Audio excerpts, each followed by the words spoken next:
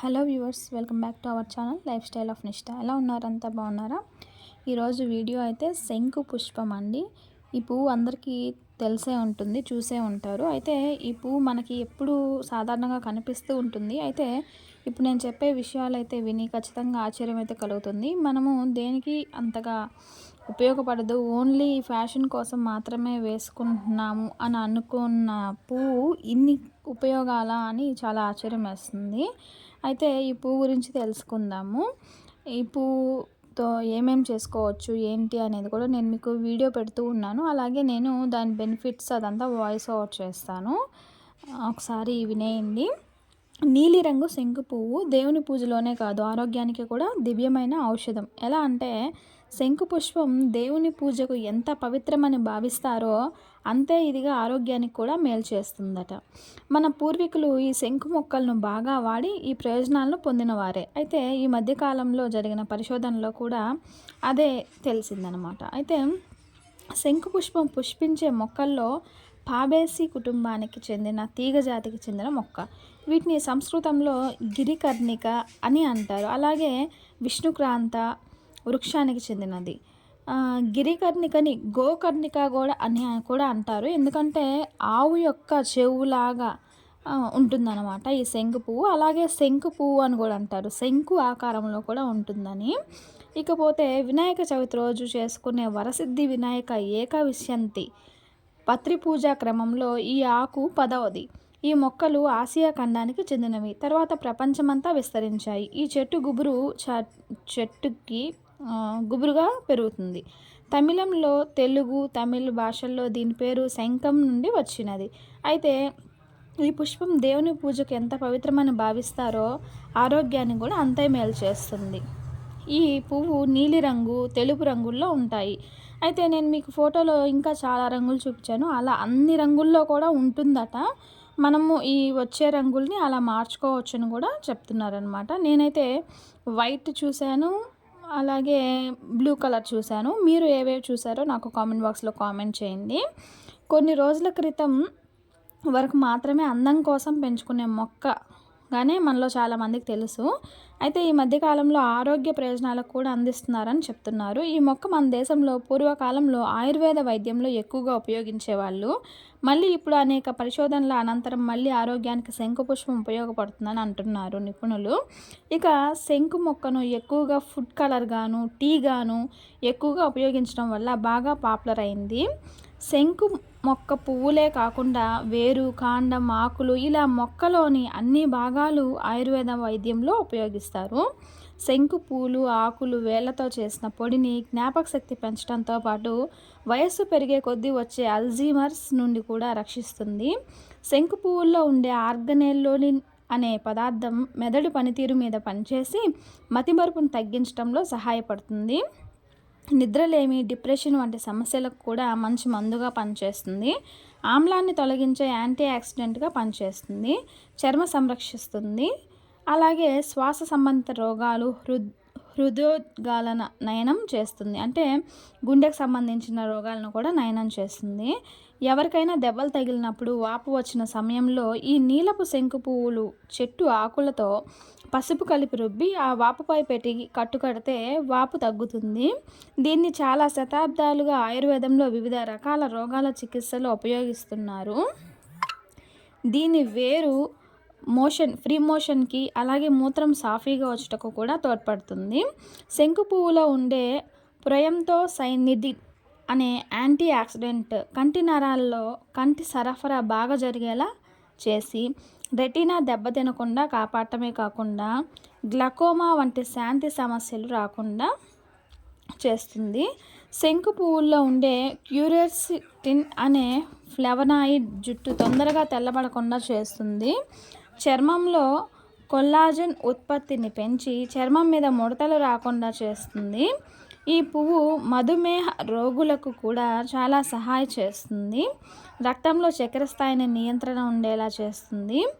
మహిళలకు గర్భ సంబంధిత రోగాలు నయం చేయడంతో శంకు పువ్వులు సూపర్గా పనిచేస్తాయి. నెలసరి సమస్యలు, సంతానలేమి, యూరినల్ ఇన్ఫెక్షన్లను దూరం చేసుకోవాలంటే శంకు పుష్పాలను ఎండబెట్టి తీసుకోవడం ద్వారా మంచి ఫలితం అందుతుంది. ఇవి ఇప్పుడు ఆన్లైన్లో కూడా మనకి అందుబాటులో ఉన్నాయి.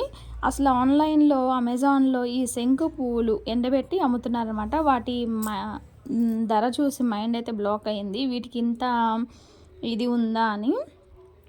పువ్వులను లేదా ఆకులను నోట్లో వేసుకొని నమలొచ్చు, లేదా నీటిలో ఆకులు లేదా పువ్వులు లేదా శంకు మొక్కల్లో ఏ భాగాన్నైనా నీటిలో వేసి మరిగించి ఆ కషాయాన్ని వడగట్టి తాగొచ్చు. ఒక గ్లాసుడు నీటిలో 5 నీలపు శంకు పువ్వులను వేసి 10 నిమిషాల పాటు నానబెట్టి ఆ నీటిని తేనెతో కలుపుకొని తాగితే ఆరోగ్యానికి ఎంతో మేలు చేకూరుతుంది. అయితే ఈ పానీయాన్ని మాసానికి ఒక్కసారైనా వినియోగిస్తే మంచిదని ఆయుర్వేద నిపుణులు సూచిస్తున్నారు. చూశారు కదండి. నేను మీకు కూడా వీడియోస్లో కూడా చూపిస్తూ ఉన్నాను. ఇప్పుడు నేను బ్లూ రైస్ చేస్తున్నాను అనమాట. అంటే పులిహోర లాగే ఉంటుంది. మా వాడికి చాలా ఇష్టము, వాడి కోసం చేస్తున్నాను. అయితే ఈ పులిహోర మాత్రం చేసుకోగానే వెంటనే తినేయాలి. చల్లారితే నాకైతే అంతగా నచ్చలేదు, చల్లారకూడదు, చేసుకోగానే తినేసేయాలన్నమాట. మా వాడికి కూడా నచ్చింది. నేను ఆ వీడియో కూడా మీతో షేర్ చేస్తున్నాను, చూడండి. అలాగే నెక్స్ట్ కాఫీ, అదే టీ కూడా, బ్లూ టీ కూడా చేశాను. మీకు అది కూడా వీడియో వస్తుంది, చూడండి. నీల రంగులో శంకుపూలు ఎండబెట్టి పొడి రూపంలో నిల్వ చేసి ఫుడ్ కలర్గా అనేక రకాల స్వీట్స్, కేక్లు, ఐస్ క్రీమ్స్ వంటి వాటిల్లో కూడా విరిగా వాడుతున్నారు. ముఖ్యంగా థాయిలాండ్, చైనా, ఆసియా వంటి దేశాల్లో స్టార్ హోటల్స్లో, రాయల్ ఫుడ్లో దీన్నే ఎక్కువగా వాడుతున్నారు. మన పూర్వీకులు ఈ శంకు మొక్కలను బాగా వాడి ఈ ప్రయోజనాలను పొందేవారు. ఈ మధ్యకాలంలో పరిశోధనలో కూడా ఈ విషయం అయితే నిరూపణ అయింది. అండ్ ఇది ఆల్రెడీ ఈ పువ్వులు బ్లూ కలర్లో ఉంటాయి. మనం నీళ్ళల్లో ఉడకబెట్టి తీసుకున్న తర్వాత అవి బ్లూగా అలాగే ఉంటాయి. అయితే దానిలో లెమన్ యాడ్ చేసినప్పుడు అది కొంచెం కలర్ అయితే చేంజ్ అవుతుంది, బ్లూ నుంచి పర్పుల్కి వస్తుంది. నేను ఆ తేడాను కూడా నేను మీకు చూపిస్తున్నాను, చూడండి. ఇప్పుడు పులిహోర అయితే కంప్లీట్ అయిపోయింది అండ్ మొత్తం ప్రిపేర్ అయిపోయింది అనమాట. ఇప్పుడు నిమ్మకాయ పిండిన తర్వాత, పులిహోర అంటే నిమ్మకాయ పిండాలి కదండి, నేను మీకు చూపించాలనే లాస్ట్లో యాడ్ చేస్తున్నాను. నిమ్మకాయ పిండిన తర్వాత కలర్ అయితే ఎలా చేంజ్ అయిందో మీరు బాగా గమనించండి. ఇప్పుడు ఆల్రెడీ బ్లూ కలర్లో ఉండింది. మనం తిరుగుమాత వేసేటప్పుడు నేను కొద్దిగా పసుపు అయితే యాడ్ చేశాను. పసుపు యాడ్ చేసినప్పుడు ఇంకొక కలరు నెక్స్ట్ కలర్లోకి చేంజ్ అయింది. నిమ్మకాయ పిండినప్పుడు ఏ కలర్లో చేంజ్ అయిందో చూడండి, పర్పుల్లోకి అయితే వచ్చేసింది అనమాట. అలాగే ఈ శంకు పువ్వు ఎలాంటి టేస్ట్ ఉండదండి. టేస్ట్ అయితే దానికి అసలు ఏ టేస్ట్ ఉండదు. కాబట్టి పిల్లలు కూడా చాలా ఇష్టంగా తింటారనమాట. అంటే వాళ్ళకి పులిహోర లాగే ఉంటుంది, జస్ట్ కలర్ మాత్రమే చేంజ్ అవుతుంది. అండ్ ఇది ఇమ్యూనిటీకి కూడా చాలా మంచిదండి. దీనివల్ల ఇమ్యూనిటీ రెసిస్టెన్సీ కూడా బాగా ఇంక్రీజ్ అవుతుంది. చూసారు కదండి, పులిహోర అయితే రెడీ అయిపోయింది. ఇంకా మనము కొత్తిమీర అలాగే లెమన్ తోటే డెకరేషన్ అయితే చేస్తున్నాము. నెక్స్ట్ ఒక స్పూన్ ఇచ్చేసి మా వాడికి ఇచ్చేస్తే వాడు హ్యాపీగా బాగా ఎంజాయ్ చేస్తూ తినేసాడు. అండ్ ఇంకెందుకు ఆలస్యం, ఇంకా మనం ఏం చేయాలి, ఎక్కడ ఈ చెట్టు కనిపించినా కూడా మనం ఆ పూలను తెచ్చుకొని స్టోర్ చేసుకోవాలన్నమాట. నెక్స్ట్ టీ అండి. ఈ టీని ఎలా చేయాలో కూడా నేను మీకు చూపిస్తాను. అలాగే ఈ టీ వల్ల వెయిట్ లాస్ అవ్వచ్చు, ఇమ్యూనిటీ పవరు, చక్కెర లెవెల్స్ని తగ్గించుకోవచ్చు, కంట్రోల్లో ఉంచుకోవచ్చు. అయితే ఏది కూడా లిమిట్కి మించి చేయకూడదండి. నేనైతే మామూలు గ్లాస్లో చేశాను. దానివల్ల మీకు తేడా అయితే కనిపించకపోవచ్చు. నేను ఆల్రెడీ పులిహోర చేసేటప్పుడే వాటర్ని అయితే ప్రిపేర్ చేసి పెట్టేసుకున్నాను. నెక్స్ట్ ఆ వాటర్ని మళ్ళీ హీట్ చేసుకొని దాంట్లో నిమ్మరసం అలాగే కొంచెం చక్కెర, పరగడుపునైతే తేనె, ఈవినింగ్ అయితే చక్కెర, ఎలాగైనా యూస్ చేసుకోవచ్చు. నిమ్మకాయ యాడ్ చేయకముందు బ్లూ కలర్లో ఉంది, నిమ్మకాయ యాడ్ చేసిన తర్వాత పర్పుల్ కలర్లోకి వచ్చింది. మీరు ఆ తేడాని గమనించగలరు. అండ్ నెక్స్ట్ ఏది కూడా లిమిట్కి మించి అయితే చేయకూడదు అనమాట.